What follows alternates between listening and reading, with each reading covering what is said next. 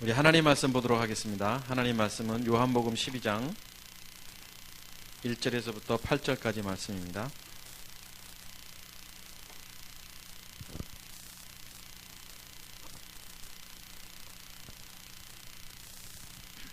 요한복음 12장 1절에서 8절까지 말씀을 우리 한 목소리로 같이 읽도록 하겠습니다. 같이 읽습니다. 시작. 6월절 엿새 전에 예수께서 베다니에 이르시니 이곳은 예수께서 죽은 자 가운데서 살리신 나사로가 있는 곳이라. 거기서 예수를 위하여 잔치할새 마르다는 일을 하고 나사로는 예수와 함께 앉은 자 중에 있더라.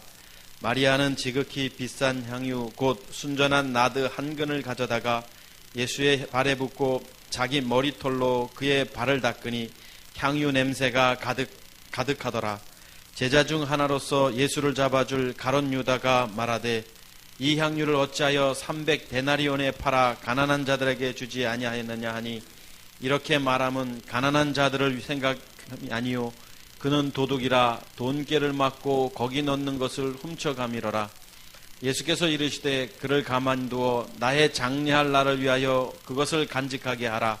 가난한 자들은 항상 너희와 함께 있거니와 나는 항상 있지 아니하니라.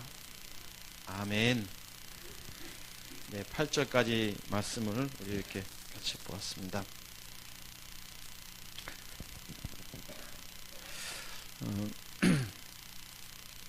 하나님과 원수되었던 우리 인간이 하나님의 자녀가 됐다, 구원받게 됐다라는 것은 상상도 할 수 없는 엄청난 일이라는 것을 우리가 기억해야 합니다. 구원을 받았다라는 것. 그러니까 여러분이 만약에 망망대해에 며칠을 굶으면서 다 죽어간다고 생각해 보십시다. 그런데 누군가가 와서 그 사람을 건져냈다. 엄청난 일이죠. 우리는 세월호의 아픔을 알기 때문에 한 사람도 또 뱃속에 있는 사람들을 건져내지 못한 것에 대한 죄책감이 있습니다만, 건져냄을 받다, 소조라는 구원이라는 것은 상상도 할 수 없는 일임에도 불구하고 우리는 이 구원의 문제에 대해서 너무 가볍게 생각한다라는 것입니다. 구원은 성경이 말하는 핵심 메시지고 이 구원 때문에 구원받은 하나님의 백성으로 오늘 우리가 존재하는 건데 잘 인식하고 살지 못한다는 거예요. 성경에 약 한 440여 구절이 구원에 대한 단어가 들어가 있습니다. 이 정도로 굉장히 구원은 중요한 단어입니다. 그런데 문제는 뭐냐면 이 구원에 대한 440여 구절이 구원에 대한 메시지를 선포하고 있기 때문에 다양하게 구원에 대해서 말하고 있다는 거예요. 어떻게 해야 구원받는다, 어떻다 뭐 다양하게 성경에서 구원을 말하고 있고, 이것을 잘못 해석하면 영적인 해석이 아니라 눈에 보이는 윤리적이고 도덕적인 율법적인 해석으로 이 구원의 문제를 보면 성경이 말하는, 딱 성경은 하나님의 입술을 통해서 말씀하고자 하는 핵심 하나의 메시지가 있는데 그것이 잘못 이해될 수 있다는 것입니다. 사실 하나님의 메시지는 딱 하나입니다. 성경을 통해서 하나님의 자녀였던 아담과 하와가 타락해서 변질이 됐고, 그 변질된 이 하나님의 백성을 어떻게 하면 하나님이 구원해낼 것인가에 대한 기록이 성경의 기록입니다. 그러니까 천지창조부터 이제 성경의 역사를 보면 인간이 타락을 합니다. 그리고 이제 때가 돼서 하나님은 율법을 통해서 인간을 만납니다. 율법을 통해서 인간을 만나던 이 인간, 하나님, 타락한 인간은 율법을 통해서 하나님과 교통을 하게 되는데, 어느 시점에서 이제 하나님의 주권이 행사되는데, 그것이 뭐냐면 본질이신 영이신 그리스도, 하나님의 아들이신 그리스도가 이 땅에 육신의 몸을 입고 오십니다. 어디서요? 말구육간에서. 그분이 누구냐면 우리가 잘 아는 예수님입니다. 이 예수님께서 하나님의 아들이신 그리스도께서 이 땅에 예수로 오신 이 시점을 우리가 잘 알 겁니다. 그리고 이 시점부터 예수님은 육신의 몸을 입고 인간과 똑같이 생활하시다가 공생의 3년 반 기간 동안에 회개하라, 복음을 믿으라라고 복음을 증거하기 시작합니다.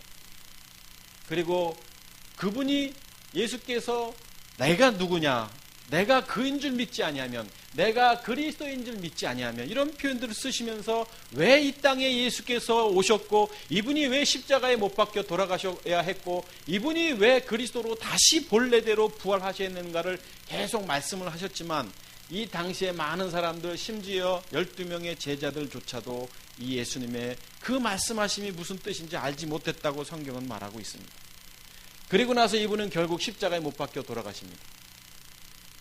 그리고 하나님과 인간에 막혔던 그 휘장이 위에서부터 아래로 찢겨지면서 예수님이 하셨던 고백이 테텔레스타이, 다 이루었다. 그리고 나서 이 시점에서부터 성령이 오십니다. 성령이 오셔서 이분이다. 예수가 그리스도라는 것을 성령을 통해서 증거하시는 겁니다. 만약에 이분이 계시지 않았다면 타락한 인간이 예수님을 믿는다, 그리스도를 믿는다, 성경 말씀대로 예수께서 그리스도를 믿는다라는 것은 도저히 상상할 수 없는 것입니다. 누군가가 증거를 해줘야 됩니다. 이것은 어떻게 만들어졌고 이 컵은 어떤 과정을 거쳐서 만들어졌다라는 것을 알려주는 사람이 있어야 하는데, 알려주는 그분이 누구냐면 성령인 겁니다. 성령이 누구냐? 예수가 그리스도이심을 증거하는 분입니다. 이분을 통해서 이 메시지가 많은 사람들에게 들려지는데, 준비된 사람들은 듣지만 준비되지 않은 사람은 들어도 듣지 아니했습니다. 그리고 나서 시간이 흘러 약 AD 300~400년경에 이런 뿌리가 계속 복음 전도가 시작이 되다가, 이때 로마 시대 때에 콘스탄틴 황제가 이 기독교를, 당시에 이단주의자들이었던 이 집단을 국교합니다. 기독교를 국교하는 겁니다. 기독교를. 이때부터 사실은 교회가 타락합니다. 그래도 뿌리를 내리고 복음이 무엇인지 하나님의 말씀에 목숨 걸고 몰래 카타콤 동굴에서 숨어서 복음을 전했던, 각지로 유럽으로 아시아로 소아시아로 퍼져나가면서 그 뿌리를 이어가면서 예수가 그리스도이심을 증거했던 이 복음이 이때부터 변질되기 시작하는 겁니다. 어떻게 변질돼요? 성지순례를 갔다 와야 구원받는다. 면죄부를 매입합니다. 돈 주고 구원을 문제를 삽니다. 이렇게 타락하기 시작하는 겁니다. 그래서 이것을 보지 못해서 16세기경에 마르틴 루터와 칼빈이 등장하기 시작하는 겁니다. 타락한 이 캐톨릭, 이때 당시 이 교회에 대해서 비판의 시각으로 보기 시작한 겁니다. 그게 아니다. 이때 나타난 루터가, 칼빈이 주장하는 겁니다. 하나님의 전적 의원, 의는 믿음으로 말미암아 산다. 전적 은총과 전적 구원에 대해서 이들이 주장하기 시작합니다. 그래서 오늘날 지금 기독교의 구원론이 이때부터 사실은 이 뿌리대로 하나님의 전적 의원대로 하나님의 전적 구원, 은총, 의는 믿음으로 말미암아 산다라는 여러 성경의 구절들을 통해서 이렇게 주장한 뿌리가 한쪽 뿌리로 내려오기 시작한 겁니다. 이때 16세기에 바덴 대학교 교수인 아르미니아스라는 사람이 아니다, 이들이 주장한 거 이거 아니다, 인간의 자유의지를 주장하기 시작합니다. 전적 구원이 아니다, 인간이 노력해야 되지 않느냐, 거듭나야 된다, 거듭나지 않으면 하나님 나라에 갈 수 없다, 성경의 여러 구절을 통해서 이거 아니다 이렇게 주장합니다. 그래서 이것은 지금 오늘날 장로교의 뿌리로서, 여기서는 감리교, 침례교, 웨슬리를 통해서 이 뿌리가 계속적으로 내려오고 있는 것입니다. 장로교의 예정론, 여기서부터 내려온 겁니다.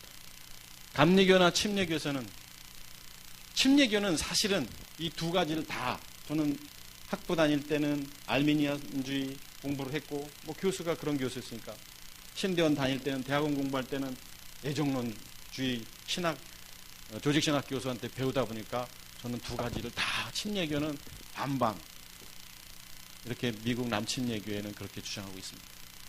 이것이 지금 현재 오늘 이 시점까지 온 겁니다. 여기서부터. 그런데 문제는 성경이 무엇을 말하고 있느냐라는 것입니다. 구원에 대해서. 성경이 전적 구원관이냐, 인간의 자유의지냐, 아니면 면죄부를 매입해야지만 구원받느냐, 성경이 도대체 무엇을 말하고 있느냐. 성경이 조금 전에도 말씀드렸습니다만 구원에 관해서 약 440여 개의 그 문장에 구원이라는 소조라는 단어가 들어가 있는 겁니다. 그러니까 구원에 대해서 확실치가 않은 거예요. 성경이 말하는 건 분명히 하나밖에 없는데 이런 뿌리를 두고 여기서 논란의 대상이 되는 겁니다.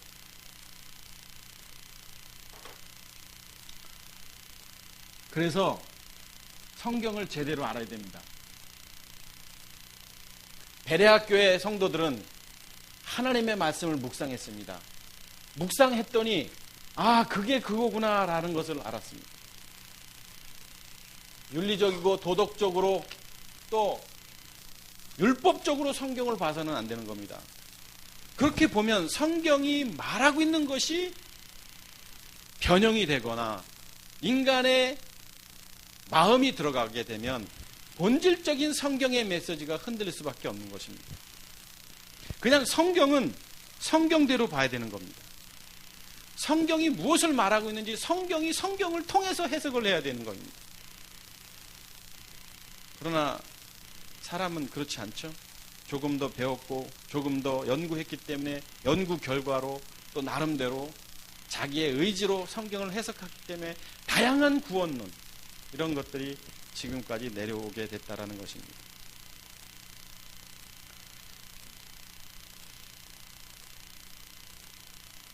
성경은 다른 이야기를 하고 있지 않습니다. 하나님과 관계가 단절된 인간이 어떻게 하면 구원받느냐, 이것이 성경의 메시지입니다.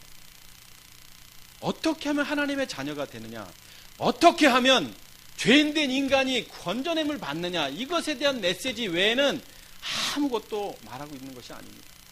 믿음의 사람들은 이렇게 살아야 된다, 저렇게 살아야 된다, 이런 말도 하고 있는 게 아닙니다. 십자가의 죽음과 부활을 통해서 어떻게 하면 하나님의 자녀가 되느냐를 말하고 있는 것이 창세기부터 계시록까지 다 똑같은 이야기를 하는 겁니다.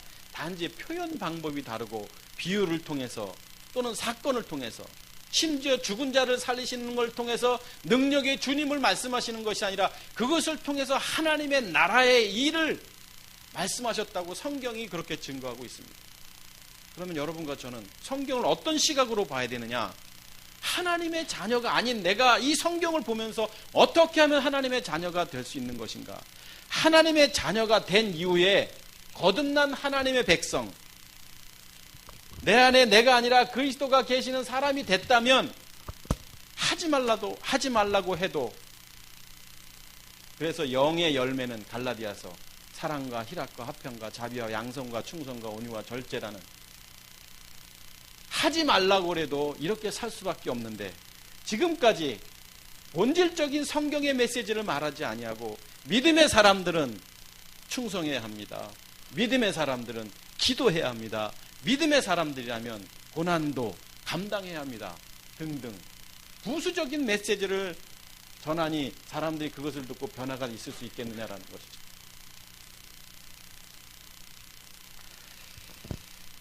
오늘 우리가 보고자 하는 마리아의 옥합을 깨트린 이 사건도 마찬가지입니다. 우리가 마리아가 그 어마어마한 돈이 들어간 그 비싼 나드 향유를 깨트려서 예수님의 발에 부었다. 마가복음에는 머리에 부었다. 머리에 부어서 발에까지 흘렀을 것으로 상상합니다만, 이것을 통해서 마리아의 행동, 마리아의 믿음의 행동,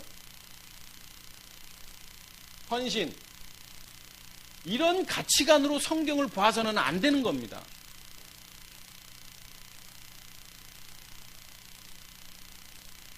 이것을 통해서 무엇을 봐야 되냐? 구원을 봐야 되는 겁니다.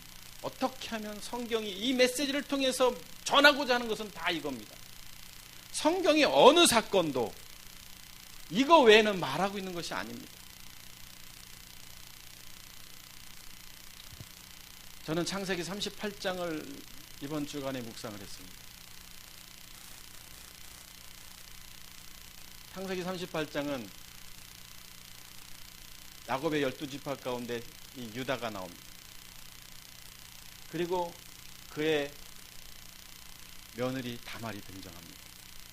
아들 셋이 있었는데 둘이 죽고 하나가 나이가 어려서 기다려야 되는 계대 결혼, 이 문제를 성경이 다루고 있는데 37장까지 요셉의 문제가 나오다가 39장에서 다시 요셉이 등장하는데 38장에서 요 사건이 딱 나오는데 어떻게 시아버지하고 며느리하고 결혼을 해서 자식을 낳습니까?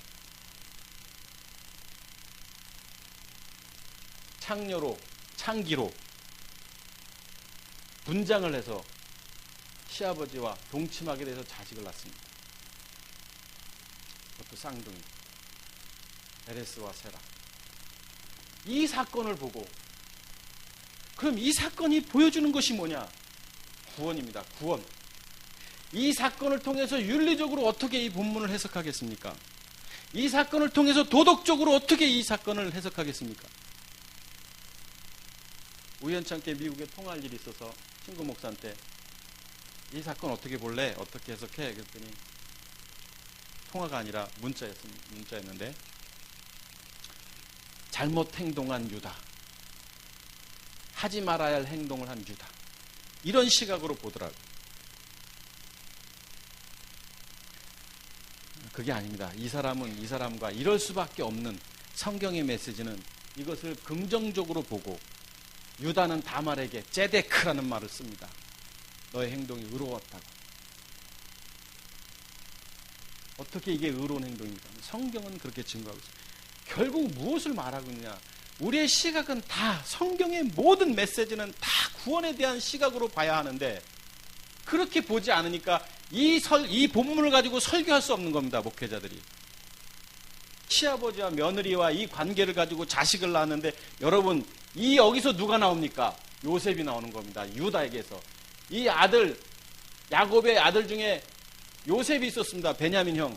여기서부터 예수님이 나온 게 아니고 여기서부터 이 베레스와 세라, 이 베레스에서부터 요셉이 나와서 예수님이 여기에 나오는 거에 마태복음에 기록되고 있습니다.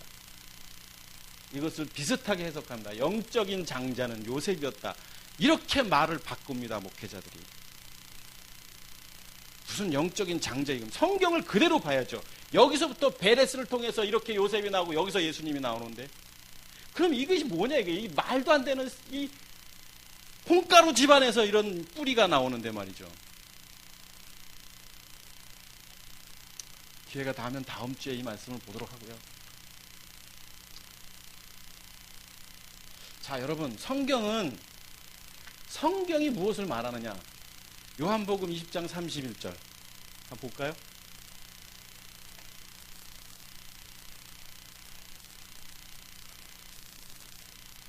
오직 이것을 기록함은, 자, 성경의 기록 목적이 유일하게 요한복음 20장 31절 직접적인 표현을 이렇게 했습니다.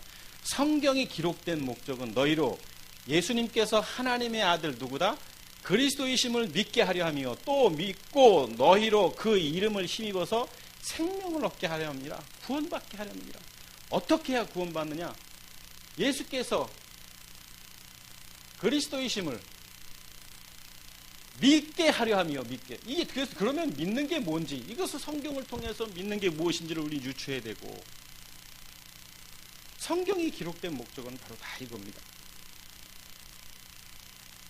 자, 그러면 오늘 이 시각으로 성경의 기록 목적을 우리는 성경은 창세기부터 계시록까지 무엇을 말하고 있느냐?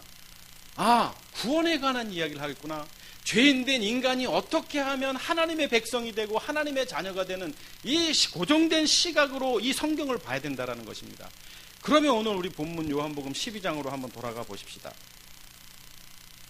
오늘 이 본문을 보면 다른 시각은 여러분 좀 뒤로 하고, 오늘 예수님께서 이 성경 요한복음 12장을 통해서 이 사건을 통해서 우리에게 하나님은 무엇을 말씀하고 있느냐? 역시 구원의 관점으로 봐야 되는 겁니다. 구원. 자, 6월절 엿새 전에 1절 한번 보시죠. 6월절 엿새 전에. 자, 6월절 엿새 전에 6일 전이라는 것은 이제 잠시 후면 예수님께서 예루살렘에 들어가셔서 주일 월화수목 금요일 날 십자가에 못 박혀 돌아가십니다. 6월절에 이제 들어가시는 거예요. 그래서 못 박혀 돌아가시니까 사실 이제 한 11일 정도, 한 열 하루 정도 되기 그때 예수님께서 십자가에 못 박혀 돌아가시기 전에 지금 이 사건이 일어난 겁니다. 마리아와 그 시몬의 집에 또 향유를 깨뜨린 옥합을 깨뜨려서 향유를 분 이 사건이 이 십자가의 죽음 불과 한 열 하루 전에 있었던 일이라는 거예요. 자, 그때에 예수님께서 베다니에 이르시니 이곳은 예수께서 죽은 자 가운데 살리신 나사로가 있는 곳입니다. 자, 베다니에서 있었던 사건입니다. 베다니에 있었던 나사로. 그래서 우리는 혹시 성경을 자세히 안 보면 지금 예수님께서 나사로의 집에 들어갔구나 라고 생각할 수 있는데 그렇지 않습니다. 마가복음 14장 한번 볼까요? 마가복음 14장 3절을 보면 3절 예수께서 베다니 나병 환자 시몬의 집에서 식사하실 때에 한 여자가 매우 값진 향유고 순전한 나드 한 옥합을 가지고 와서 이렇게. 자, 같은 본문입니다. 그런데 지금 마가복음에서 조금 더 자세하게 나왔는데 시몬의 집에서 식사할 때 이렇게 되는 시몬. 나사로 집이 아니라 지금 예수님께서는 시몬의 집에서 지금 이 일이 벌어진 겁니다. 뭐 중요한 건 아닙니다만 성경이 지금 여러 본문을 통해서 이렇게 비춰보면 자, 시몬이라는 사람의 집에서 다시 본문으로 돌아가 보면 시몬의 집에서 잔치를 했다. 2절에 보니까 누구를 위해서 잔치를 했냐면 예수님을 위해서 잔치를 했다. 별거 아니지만 예수님이 이 잔치를 기뻐하셨을까요? 그냥 아직 아무것도 모르는 철없는 그 제자들, 잠시 후면 한 열흘 정도 뒤면 내가 십자가에 못 박혀 죽어야 하고 다시 그리스도로 부활해야 하는 것을 수없이 말했지만 3년 반 동안 가르쳤지만 아는 것 같아도 몰랐고 들어도 제대로 알지 못했던 제자들을 보면서 이 잔치는 예수님은 그렇게 흥에 겨운 잔치는 아니었을 것입니다. 그러나 많은 사람들은 이 시몬의 집에서 고침받는 일이 있었고 또 나사로가 일어나는 일도 있었고 뭐 아주 좋은 일들이 경험됐기 때문에 좋은 일로 인해서 잔치를 벌였습니다. 눈에 보이는 잔치, 눈에 보이지 않는 잔치를 구분하지 못했던 거죠. 여러분, 좋은 게 아니고 나쁜 게 아닐 수 있습니다. 오늘 내가 고난 속에 있다 할지라도 환경은 고난이라 할지라도 그것이 영적 의미로는 기쁨이 될 수 있고 내가 환경은 아무리 좋은 환경에 있다 할지라도 그것은 영적으로 고난일 수도 있는 거예요. 시각을 바꿔야 돼요. 시각을. 우리가 살아가는 시각을 좀 바꿔야 되는 거예요. 그리스도인이라면 최소한 시각을 바꾸면 나와 함께 하시는 하나님 안에서 있다면 어느 형편, 어느 환경 속에서도 감사할 수밖에 없고 기뻐할 수밖에 없고 승리할 수밖에 없는 것이죠. 세상 사람들은 잔치를 했습니다. 그런데 이 잔치의 핵심 인물이 등장하는데 누구냐면 마리아와 마르다입니다. 자, 마르다는 일을 하고 마르다는 참 아름다운 여인입니다. 일을 한 여인이에요. 마가복음 11장인가 10장에 거기서도 일을 하죠. 그런데 일하는 마르다는 아름다운 여인이지만 더 아름다운 여인이 나옵니다. 등장하죠. 누구냐면 이제 마리아가 나오죠. 일도 중요하지만 더 중요한 것, 이 한 가지 중요한 것을 선택했던 마리아가 나오죠. 3절 한번 보십시다. 마리아가 나옵니다.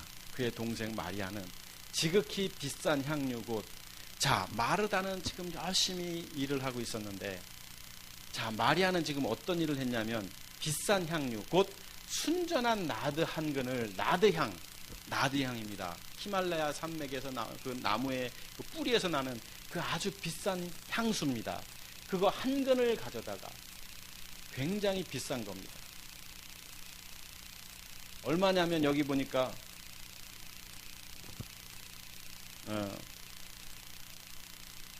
5절 한번 볼까요? 이 가격이 얼마나 되냐면 300데나리온에 팔아. 그러니까 이 향유가 300데나리온이에요. 300데나리온. 그러니까 1데나리온은 노동자의 하루 품삯입니다. 노동자입니다. 뭐 6만 원 받는 사람도 있고 7만 원 받는 사람도 있고 어떤 사람은 15만 원 받는 사람도 있지만 보통 힘든 일을 하는 사람은 10만 원으로 계산하면 300이니까 10만 원 곱하기 300이니까 3천만 원입니다. 3천만 원. 지금 향수 3천만 원어치를 이 마리아가 가지고 온 거예요. 근데 향수 3천만 원어치면 저는 비싼 그게 많은 줄 알았어요. 근데 그렇게 많지도 않은 것 같아요. 왜? 여러분 이렇게 찾아보면 인터넷 찾아보면 진짜 요만한 거 하나에 20만 원, 뭐 30만 원 하더라고요. 뭐 향수를 사본 적이 없지만 3천만 원이라도 뭐 그렇게 향수가 그러니까 비싼 것 같아요. 근데 이것을 어디에 담았냐면 오늘 여기 성경에 보니까 옥합에 담았다 이렇게 되어 있습니다. 그래서 이 나드 한 권을 가져다가 그러니까 3절로 다시 본문에 들어가 보면 한 근을 가져다가 예수님의 발에 붓고 마가복음이나 마태복음에는 이제 머리에 붓죠. 머리에 붓는 게 맞느냐 발에 붓는 게 맞느냐 뭐가 맞고 틀리고 따질 게 뭐 있어요. 머리에 부니까 다리까지 갔을 것이고 땅바닥에까지 떨어졌을 것이고 그거는 그렇게 중요하지 않죠. 어쨌든 예수님께 부었습니다. 이 비싼 3천만 원어치의 향수를 부었습니다. 말도 안 되는 엉뚱한 행동을 한 겁니다. 왜요? 여러분 여기 우리 집사님들 계시지만 향수는 그렇게 쓰는 게 아니잖아요. 이렇게 여기다 이렇게 찍잖아요. 이렇게. 살짝 뿌리거나 요즘 스프레이로 나오니까. 근데 이것을 부었다? 이런 미친 행동, 미안합니다. 죄송합니다.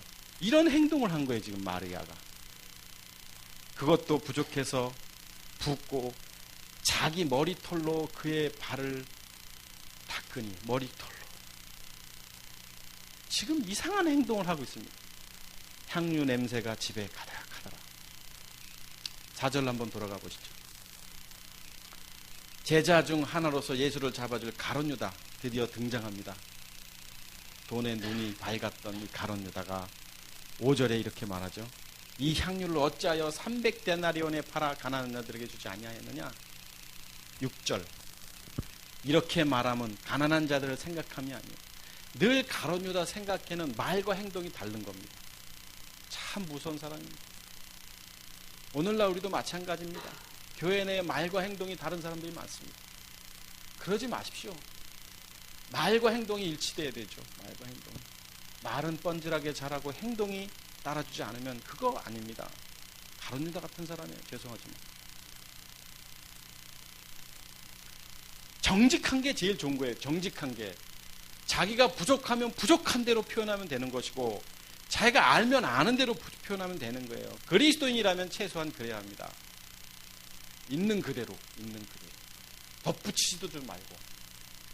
근데 가룟 유다는 오늘 가난한 자들을 생각함이 아닌데도 불구하고 무슨 표현을 했냐면 이 3천만 원어치나 되는 것을 가난한 사람들을 위해서 나눠주면 어떻겠느냐라는 그의 시각은 육신적인 시각이었다는 겁니다. 거짓된 것이 증명됐죠.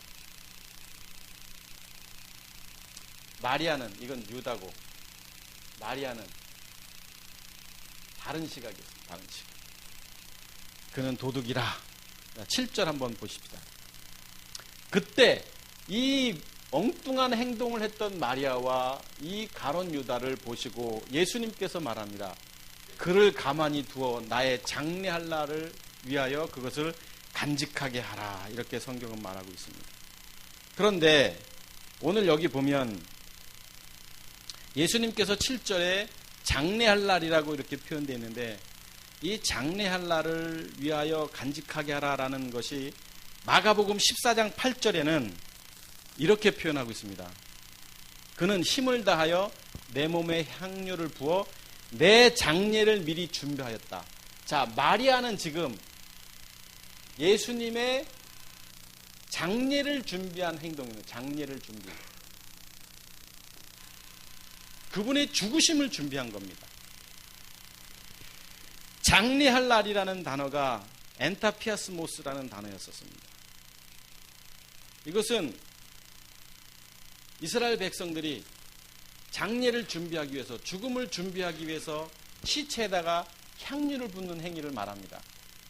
그러니까 왜 이스라엘 백성들은 이 죽은 자에게 향유를 붓냐면 이스라엘 백성들에게 이 부활신앙이 있었던 겁니다. 늘 이들에게는 부활신앙이 있는 거예요. 그러니까 이들의 문화입니다. 우리는 부활이라는 개념이 없습니다. 그런데 이들은 이 사람들은 언젠가 다시 부활할 것이다. 그래서 예수님과 제자들과 대화 속에서 또 부활에 대한 이야기할 때 내가 다시 태어날 것을 압니다. 다시 부활할 것을 믿습니다. 사마리아 여인에게도 그런 이야기를 하죠. 이때 부활의 개념이 이스라엘 백성들이 있던 겁니다. 그러니까 지금 향유를 부을 때는 다시 태어날 것이다 라는 생각, 부활의 개념이 있었습니다.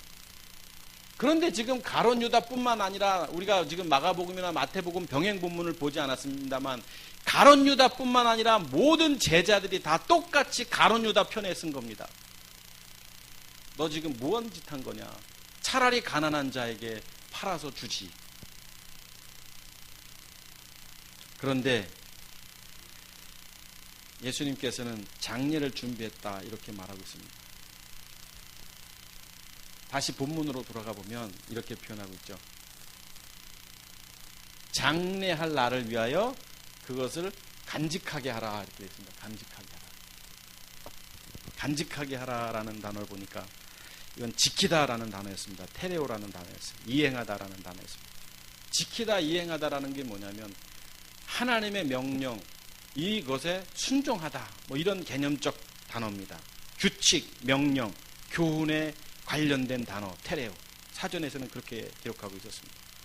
그러니까 7절을 통해서 예수님이 말씀하신 것은 뭐냐면 그만 놔두어라. 그녀는 장차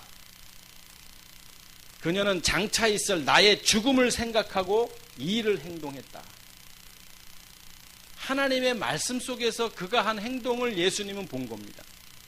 다시 말하면 예수님은 마리아의 행동을 통해서 잠시 후에 내가 죽어야 될 것을 마리아는 알고 그는 육적인 시각으로 행동을 했습니다. 유다와 제자들은. 그런데 마리아는 영적으로 죽음을 준비한 겁니다. 예수님의 죽으심.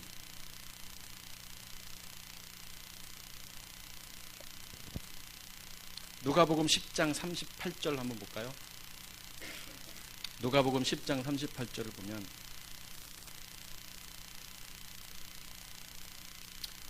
그들이 길 갈 때에 마을에 들어가셔서 마르다 이름한 한 여자가 자기 집으로 영접했고 39절 그에게 마리아 하는 동생이 마리아라 하는 동생이 있어 주의 발치에 앉아 그의 말씀을 듣더니 말씀을 듣는 마리아가 또 여기 나오죠. 40절 마르다는 준비하는 일이만 참 아름다운 연입니다. 이렇게 준비도 잘하고 마음이 분주한지라 예수께서 나와 이르시되 주여 내 동생이 나 혼자이라.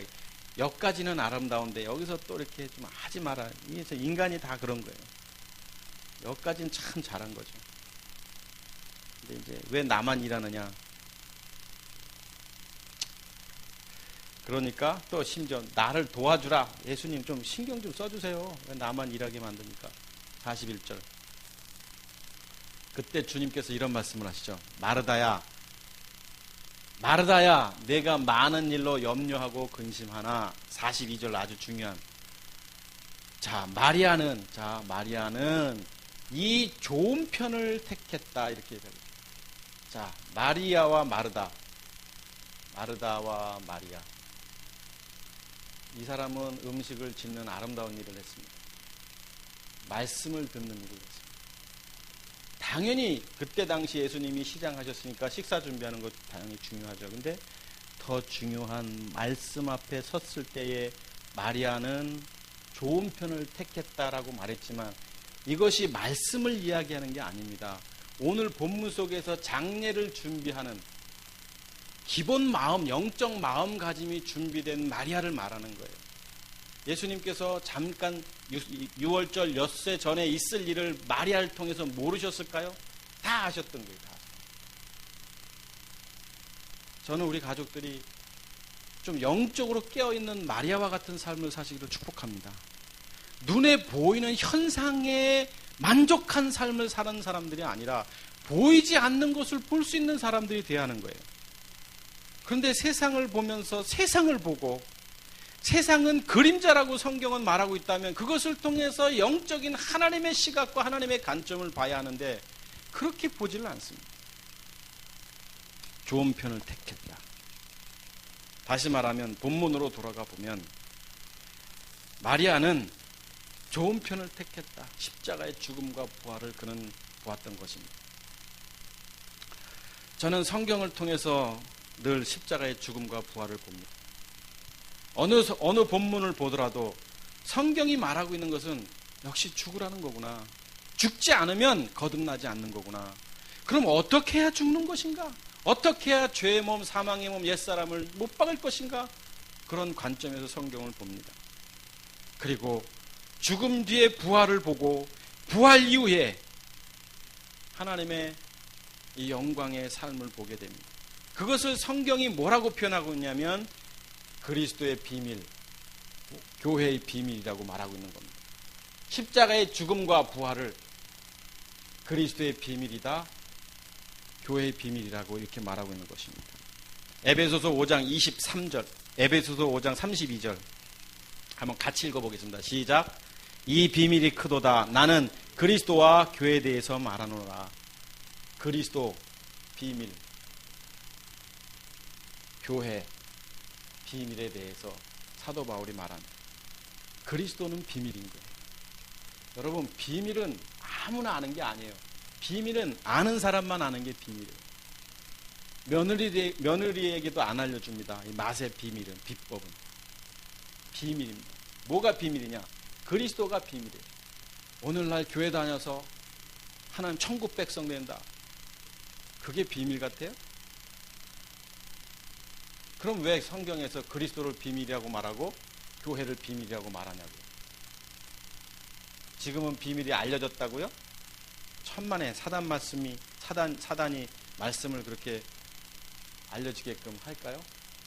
이제 때가 돼서 하나님의 경륜, 우리가 하나님의 축인 영적인 시각으로 이 구속사 관점에서 볼 때 지금 시점이 이제 다시 아까 조금 전에 창세부터 시작된 이제 16세기를 지나서 이제 이 복음의 비밀이 다시 알려지기 시작한 시점을 우리는 계시록을 통해서, 예레미야를 통해서, 선지자를 통해서, 예언서를 통해서 우리는 봐야 되는데 그게 안 보이니까 비밀로 보지 않는 거예요. 왜 그리스도의 비밀, 그리스도가 비밀이고 왜 교회가 비밀인지. 그래서 사도 바울도 복음의 이 그리스도의 비밀을 전하기를 원한다, 이런 표현을 쓰고 있는지. 성경은 결국 그리스도에 대해서 말하고 있는 것이고 교회에 대해서 말하고 있는 것입니다. 다시 말하면 성경이 그리스도에 대해서 말하고 있다는 것은 뭐냐면, 우리가 아까 요한복음도 봤지만 이분이 누구냐, 이 그리스도가 이분이 누구냐를 말하고 있는 게 비밀인 거예요. 이분은 누구냐면 하나님의 아들이시고 메시아이시고 그리스도 구원자시다. 누구냐? 이분은 하나님의 자녀이고 우리를 구원하실 분이다. 구원하실 분. 이분이 잠깐 오셨다, 이 땅에 예수님으로. 그래서 이분이 다시 십자가에 돌아가셨다가 다시 부활하셨다, 원래대로. 이것이 복음이고 이것이 그리스도의 비밀인 겁니다. 그래서 예수께서 그리스도이심을 믿어야 된다고 말하고 있는 거예요. 예수께서 그리스도이심을 믿어야 그 이름을 힘입어, 예수 그리스도라는 이름을 힘입어 생명을 얻는다고 성경이 말하고 있는 거예요. 그냥 이렇게 믿는 게 아니에요. 이것을 성경은 그리스도의 비밀이라고 말하고 있습니다. 여러분, 공부하는 것도 그렇잖아요. 공부 잘하는 아이들은 뭘 공부해야 할지 압니다. 그리고 이 책을 보면 뭐가 나올지도 짐작을 하는 것 같아요. 그런데 공부 잘 못하는 애들은 시간만 10시간 책만 붙들고 있는데 성적은 늘 잘 안 나와요. 성경이 말하는 비밀은 이거, 그리스도의 비밀. 그럼 교회의 비밀은 뭐냐? 교회의 비밀. 이것을 통해서 우리도 똑같이 그분과 같이 십자가의 죽음을 통해서 우리가 다시 거듭날 때 이 거듭난 주의 백성을 뭐라고 표현하냐면 교회라고 말하는 거예요. 이것을 교회의 비밀이라고 말하는 거예요. 이 건물적 교회를 말하는 게 아니에요. 우리 교회가 이제 이사 가면 그것은 예배당이 이사 가는 거예요. 예배당. 교회는 이사를 가는 게 아니에요. 교회는 저기 가도 교회고 여기 가도 교회고 가정에 가도 교회고, 교회는 에클레시아라는 함께 불러냄을 받은 자들은, 이 교회는 이사가 없는 거예요. 이사가 없는 거예요. 예배당 이사를 가는 거죠. 단지 표현을 그렇게 하는 것 뿐이지. 예전에는 다 예배당이라고 썼어요. 교회. 무슨 교회 보면 그 앞에 예배당. 지금은 교회라고 다 씁니다. 근데 사실 교회 의미도 잘 모르고 건전함을 받은 무리들, 에클레시아, 몸으로부터 에크. 이게 교회의 비밀이에요. 그러니까 이것을 통해서 그리스도의 비밀과 교회의 비밀, 이것을 통해서 우리도 우리 십자가를 질 때 거듭나는, 이분이 다시 태어난 것처럼 우리도 다시 태어나는, 이것을 교회와 그리스도의 비밀, 그리스도와 교회의 비밀이라고 성경은 말하고 있는 것입니다. 사도 바울은 이 복음의 비밀 때문에, 그리스도의 비밀과 교회의 비밀 때문에, 복음의 비밀 때문에 가진 모든 것을 다 배설물로 여겼다고 성경은 말하고 있습니다. 빌립보서 3장 8절. 빌립보서, 이 모든 것을, 또한 모든 것을 해로 여기면 내가 주 그리스도 예수, 여기서도 보세요. 그리스도 예수를 아는, 내가 그리스도 예수. 그러니까 거듭난 사람들이 그리스도를 먼저 얘기하잖아요. 그리스도 예수를 아는 지식이 가장 고상하기 때문에 내가 그를 위하여 모든 것을 잃어버리고 배설물로 여김은 그리스도를 얻고, 그는 이 복음의 비밀 때문에 이것을 깨닫고 나니까 모든 자기가 갖고 있는 것들을 다 배설물로 여겼던 거예요. 이 세상의 명예도 권력도 부도 자기가 소유했던 모든 것들도 다 배설물로.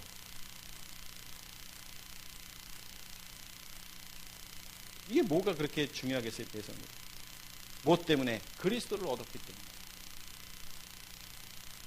마리아는 그거를 알았던 것 같아요. 뭐가 소중한지. 이까지 3천만 원의 나드향이 중요한 게 아니라 예수님의 죽으심과 부활, 그것을 깨달았던 여인입니다. 사랑하는 우리 어부가족 여러분, 그리스도의 비밀, 교회의 비밀 때문에 여러분의 가장 소중한 것을 십자가에 못 박는 은혜가 있기를 축복합니다. 여러분에게 소중한 게 뭐겠어요? 물질일까요? 명예일까요? 또는 권력일까요? 아닙니다. 물질도 명예도 권력도 심지어 건강도 아무것도 아닌 것을 여러분이 더 잘 알 겁니다. 잘 살려고 노력해도 하루아침에 무너질 수 있는 것이고, 높은 자리에 올라가도 하루아침에 넘어질 수 있는 것이고, 여러분이 다 잘 알아요. 그런데 여러분이 여러분에게 있어서 가장 소중하게 여기는 게 뭔지 아십니까? 그것을 십자가에 못 박아야 되는데, 그게 뭐냐면 나라는 겁니다. 여러분에게 있어서 가장 소중한 건 돈도 명예도 권력도 아닙니다. 여러분 스스로를 소중히 여기는 마음이에요. 이게 얼마나 위험한 건데요. 몹쓸 나라고 생각하는 사람이 없습니다. 표현은 겸손한 것 같고, 표현은 연약한 것 같고, 표현은 좀 이렇게 예의 바른 것 같아도 결정적인 순간에는 나보다 누군가가 더 크면 못 견디는 게 인간인 겁니다. 이것은 인간의 타락 이후에 생겨난 사단이 준 선물인 거예요. 육신의 정욕, 안목의 정욕, 이생의 자랑의 결과인 거예요. 이걸 못 박으라는 거예요. 향유, 나드 향유 300데나리온과 이거 비교하겠어요? 이 마리아는 이것을 깨트린 거예요. 내가 강한 겁니다. 내가 강하니까 저 사람이 틀린 거예요. 내가 강하니까 내게 맞는 거예요. 세상에 내게 맞는 게 어디 있습니까? 하나님께 맞는 것이고 주님 그리스도께 맞는 것이지. 그 방법대로 사는 게 맞는 것이지.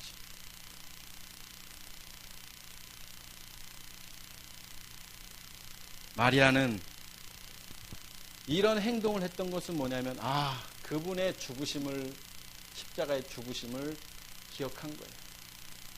그리고 그분이 부활하실 것을 깨달았지 않았을까? 늘 들었으니까. 말씀 앞에, 그 발 앞에 가서 그가 무엇을 말하는지 들었으니까. 오늘을 살아가는 우리 어부가족 여러분, 옥합을 깨트리는 은혜가 있기를 축복합니다. 내가 가진 거 하나님 앞에 드리라는 거 아니에요.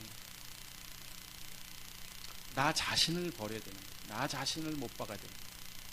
이 나 자신은 성경에 죄의 몸이라고 표현하고 있고 사망의 몸이라고 표현하고 있고 옛사람이라고 표현하고 있는 거예요. 도저히 못 믿을 나. 아직도 옥합을 깨뜨리지 못해서 내 가치관이나 내 경험과 내 지식, 내 생각 이대로 살아서는 안 되는 것입니다. 이것을 바울 사도는 그리스도의 비밀이고 복음의 비밀이라고 말했던 것입니다. 늘 말씀드립니다만 교회가 많습니다. 한국 땅에도 교회가 많고 강동구에도 교회가 많고 여기저기 다 교회가 많습니다. 왜 교회가 존재해야 합니까? 이 복음의 비밀 때문에 존재되는 거 아닙니까? 내가 죽고 내 안에 그리스도가 살아야 이 교회의 비밀의 모습이 드러나는 것이고 그래야 이 땅의 많은 사람들에게 생명 되신 주님을 증거할 수 있는 거 아니겠어요? 이런 은혜가 우리 가족들에게 넘치시기를 주의 이름으로 축복하겠습니다. 기도하겠습니다.